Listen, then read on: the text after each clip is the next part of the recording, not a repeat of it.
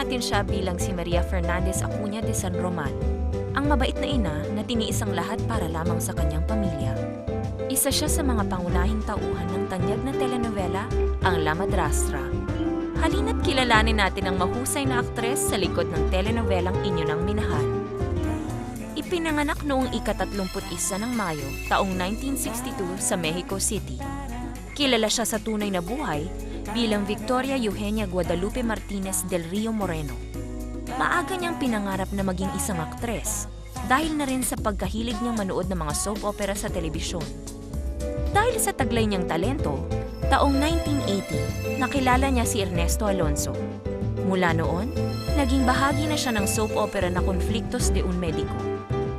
Nakitaan ng taglay na husay sa pag-arte si Victoria, kung kaya't dumami rin ang kanyang naging proyekto sa telebisyon.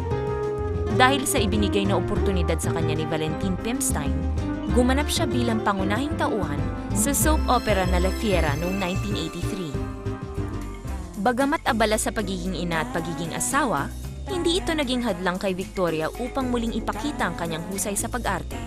Matapos ipanganak ang kanyang kambal, bumalik sa paggawa ng telenovela si Victoria bilang madrasta sa soap opera na La Madrastra noong 2005. Katambal ang mahusay na aktor na si Cesar Evora.